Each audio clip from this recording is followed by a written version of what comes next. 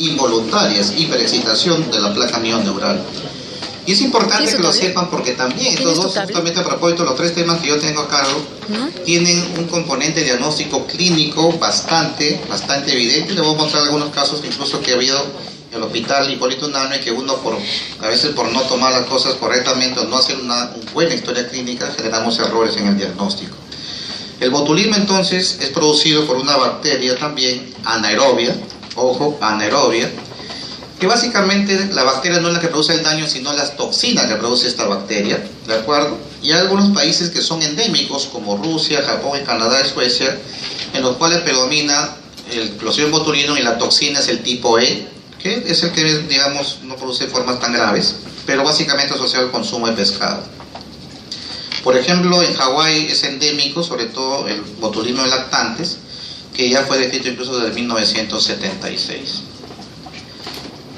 El reservorio puede estar en cualquier parte, sobre todo en zonas de excrementos de animales herbívoros, en tierra virgen, vegetales, en las frutas. Incluso algunos seres humanos podemos ser portadores asintomáticos del germen en las heces. Y la susceptibilidad nuevamente es universal. Aquí no interesa el estado inmunológico del huésped. Cualquiera puede hacer botulismo en las formas graves y se da por ingesta de alimentos contaminados con estas toxinas o con sus esporas a través de heridas o por vía inhalatoria, incluso también puede ser usadas en bioterrorismo, ¿de acuerdo? Pues también hay esporas. Sin embargo, aquí no hay transmisión de persona a persona, por eso es que no hay profilaxis para los trabajadores de salud que tengan contacto con un paciente con botulismo. Entonces le dije que la toxina en la que hace el daño, y básicamente son varias, pero principalmente el cuadro clínico es parálisis motora. ¿De acuerdo? Que vamos a ver algunas características que es básico. En el caso clínico vamos a meter un montón de datos ahí, de AGA, de electrolitos, un montón para que ustedes se rayen. Pero si acuerdan tres palabras que voy a mencionar más adelante, el diagnóstico es clínico, sin necesidad de hacer ningún tipo de estudio serológico. Parálisis, esa es la bacteria. Y básicamente ahí lo que genera la bacteria es bloqueo de la producción de acetilcolina en la placa presináptica. Entonces no hay acetilcolina, no hay entonces el neurotransmisor, por lo tanto no se da el movimiento en la placa mioneural y por lo tanto hay parálisis. ¿De acuerdo? Parálisis. Y las toxinas son varias, pero principalmente tenemos las toxinas A, B y F. La A es la que produce más, digamos, es la más resistente y la que causa más daño, la forma más severa es la toxina A. Y hasta ahora la toxina botulínica sigue siendo una de las más tóxicas, de las más dañinas en el reino animal, a tal punto que para matar a un hombre necesitamos 0.01 a 0.012 miligramos. Imagínense que venimos con un gramo de toxina botulínica. ¿Cuántos miles podemos fallecer ahí? Por eso es importante, porque también se puede utilizar como arma en bioterrorismo, como ya lo había mencionado. Y a veces pues hay enlatados que no tienen las características adecuadas del envasado, y entonces obviamente pueden haber algunas bacterias ahí, como está cerrado y el germen es anaerobio, no necesita oxígeno para proliferar y entonces va a producir las toxinas respectivas. En los niños se ha hecho bastante relación el consumo de miel de abeja, pero la miel de abeja obviamente no pasteurizada, que también puede generar problemas en los niños, sobre todo en Hawái, como les había mencionado inicialmente. Ahí están los 8 tipos de toxina. El A, B, E y F principalmente afectan al ser humano, y la A es la que es mucho más severa por ser más potente y más resistente al calor. Y la clínica, y aquí está el kit del asunto, ¿de acuerdo? Es una afectación neurológica inicialmente y es descendente, afecta pares craneales superiores, pues hay problemas primero inicialmente oculares, diplopia, puede haber caída de los párpados, midriasis, progresivamente va afectando nuestros pares craneales más inferiores y entonces podemos determinar que hay una parálisis descendente. Primer punto, descendente. Si es una parálisis ascendente es imposible que sea botulismo. Descendente. Pero además debe afectar ambos lados, debe ser simétrica. ¿De acuerdo? Descendente, simétrica y bilateral. Afecta ambos lados. Descendente, simétrica y bilateral. Si no hay eso, no es botulismo. Y ustedes pensarán que esto es algo tan sencillo, pues les cuento el caso que sucedió hace como 4 años en Hipólito Unanue, un paciente en UCIN. Nos llaman a nuestra consulta, justo voy yo, y los pacientes que ellos diagnostican, según ellos, era botulismo porque le pidieron una prueba de toxinas que mandaron no sé a dónde y sale positivo, entre comillas, cosa que no está en la historia clínica, pero alguien puso en la evolución positivo para botulismo. Por si acaso, las antitoxinas, el antídoto de inmunoglobulina no está disponible en el Perú. No sabemos de dónde, pero la familia se consiguió de Argentina, hicieron tener un montón de plata, compraron la ampolla, le colocaron y el paciente no mejoraba. Recién nos llaman por eso, porque no había mejorado con la inmunoglobulina. Entonces me pongo a ver un poco más la historia clínica más detalladamente, porque yo sí veo parálisis, pero era una parálisis asimétrica, ¿de acuerdo? Y el paciente era agricultor, y una semana antes del cuadro clínico, incluso días antes, había estado fumigando. ¿Y qué fumigó? Con malatión, es un órgano fosforado. Diagnóstico, intoxicación por órgano fosforado y no botulismo. Simplemente por no acordar estas tres palabras: simétrica, descendente, bilateral. ¿De acuerdo?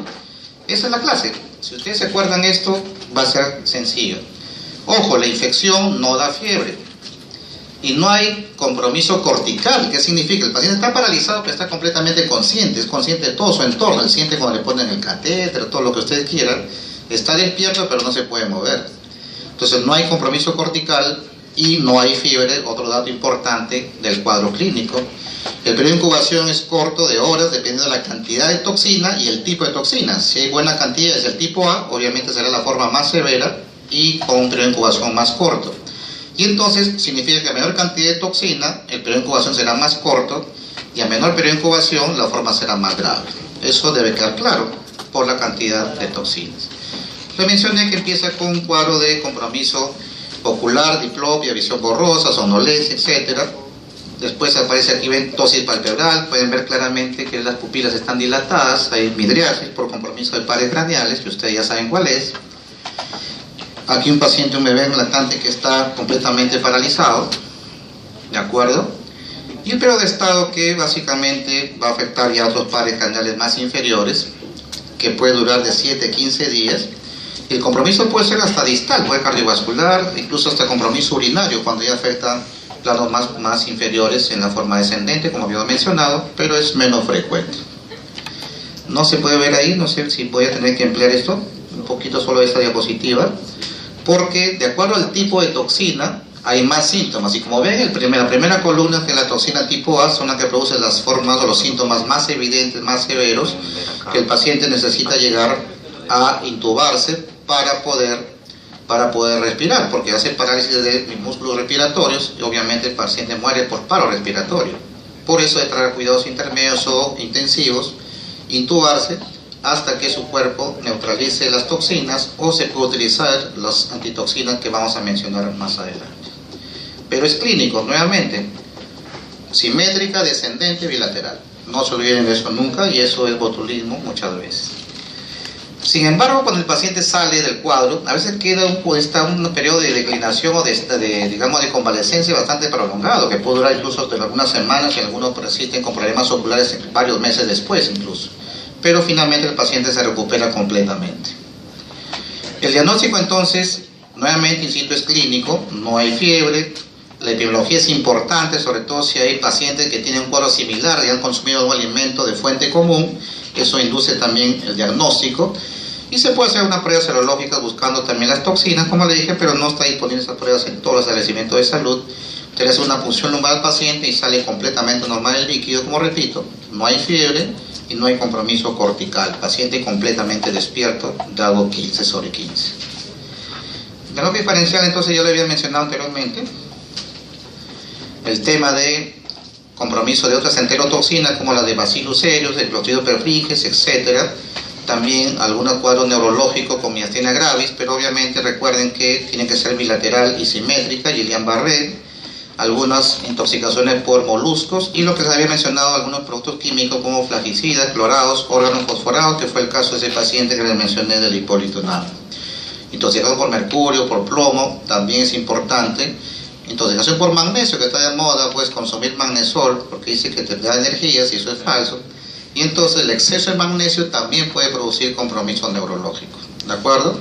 El doctor Pérez Alvela entonces no tiene razón en todo, pues obviamente el exceso es dañino siempre. Pero es fácil este cuadro. Tratamiento entonces, obviamente, Si es un germen que produce toxinas, hay que limpiar la herida donde se están produciendo las toxinas para eliminar justamente el germen productor. Si es una forma intestinal, se da laxantes para acelerar la eliminación de las toxinas. Y existe, como le dije, la gamma globulina trivalente quina para los tipos de toxina A, B y E. Y en adultos se usan 2 ampollas, una por vía endovenosa y una por vía intramuscular. Y en niños existe una, como hay más riesgo de anafilaxia, damos gamma globulina humana a la dosis de 50 miligramos por kilo intravenoso. Y al ser un germen anaerobio hay que matarlo usando antibióticos como la penicilina o el metronidazol. Pero obviamente con el compromiso motor que hay, debe estar en cuidados intermedios o intensivos, de preferencia intubado, porque va a haber problemas respiratorios y eso tiene que tener soporte, muchas veces hasta ventilatorio, en este tipo de pacientes. Así de fácil. ¿Preguntas? Y nos vamos al último tema, que como le dije al principio, tiene también un componente bacteriano, pero el cuadro clínico es completamente inverso al anterior. ¿De acuerdo? Y la bacteria de la misma familia es también de la familia Clostridium, que vamos a ver a continuación, pero característica clínica es básicamente contracciones, espasmos locales o generalizados, de acuerdo como vamos a ver la clasificación, y que puede producir alta mortalidad, sobre todo en edades extremas. Niños pequeños y ancianos pueden fallecer por retraso en el manejo, y también hemos encontrado otro caso, otro paciente que hemos podido manejar y que lamentablemente en emergencia no tomaron cuidado del caso. Y esta es una enfermedad que también se puede prevenir en el 100% de los casos. Si toda la población se vacuna contra el tétanos, completando las 5 dosis, decimos que hay protección de por vida, pero hasta ahora las coberturas de vacunación a nivel nacional no son del 100% y por eso todavía hay casos que vemos sobre todo de provincia, como el caso de la paciente que les voy a mencionar más adelante. Entonces un bacilo, el Clostridium tetani o bacilo de Nicola-Yerr también se le conoce, es anaerobio, gram positivo, formador de esporas, y estas esporas tienen la forma de una raqueta de tenis, vamos a ver unas fotitos por ahí, y también son resistentes tanto a productos químicos como incluso al agua en estado de ebullición hasta por 1 hora. O sea, tenía que hervir el agua más de 1 hora para poder destruir estas esporas a temperatura de ebullición. Y ahí está la fotito, ¿no? La espora en forma de raqueta, ¿sí? Y el reservorio igual, suelos, establos, sobre todo donde hay deposiciones de animales como corrales, plaza de toros, hipódromos, cementerios, en alambres, en productos metálicos oxidados. Por eso siempre es importante la prevención, y también somos portadores muchos de este germen como portador asintomático en el intestino. Estas ingresan por una solución de continuidad. Generalmente hay el antecedente de algún corte, se hincó con un alambre, con un clavo, etc. Aunque un 10 a 20% de los casos no refieren ningún tipo de accidente punzante o punzocortante. No lo recuerda, sencillamente fue tan ahí leve el cuadro que no se percató que se hincó de algo, y el cuadro clínico también a veces a sospechar. Y nuevamente acá, el diagnóstico es clínico, nuevamente como vamos a ver. Pero cuando ingresa pues este germen por la herida, solución de continuidad, esta espora germina, se multiplica y obviamente produce toxinas. Produce básicamente 2 toxinas, la tetanoespasmina y la tetanolicina. La segunda no se sabe cuál es el efecto que causa en el ser humano. El problema que causa las contracciones son la tetanoespasmina, porque induce las contracciones que vamos a ver más adelante. Y entonces básicamente esta toxina alcanza la médula espinal y hay un transporte retrógrado hacia los nervios motores, va yendo hacia el sistema nervioso central, y obviamente sí ha sido una cantidad importante de toxina, o fue un corte grande con bastante compromiso de tejido. Esto puede causar diseminación por vía hematógena, que es mucho más rápida, y eso puede dar las formas generalizadas. En cambio, cuando son básicamente por transporte axonal, podemos ver formas localizadas básicamente. Y entonces lo que genera acá esta toxina es que interfiere en la liberación de neurotransmisores inhibitorios, es decir, inhibe a los inhibidores, por lo tanto genera un efecto estimulante. Se hace lo contrario, inhibe el inhibidor, produce efecto estimulante de la contracción de la placa mioneural y produce las famosas contracciones involuntarias producidas por la tetanoespasmina, que básicamente aumenta el tono muscular, rigidez, espasmo y eso genera la sintomatología que vamos a detallar más adelante. Entonces ya lo dije, si se va por vía hematógena da la forma generalizada, si va por la forma neural, se termina por vía neural, da formas de tétanos localizado. Y esta clasificación es importante. Hay tres formas: subaguda, aguda y sobreaguda, y esto depende básicamente de la cantidad de toxina que ingrese. Más toxina, obviamente el periodo de incubación será más corto, de 1 a 5 días, y los síntomas serán mucho más evidentes. En menos de 24 horas se generaliza ahí las contracciones de todas las musculaturas, sobre todo de la musculatura dorsal, generando hasta fracturas de las vértebras dorsales, y obviamente hay aumento de esa cantidad de contracciones en un día, como vamos a ver más adelante.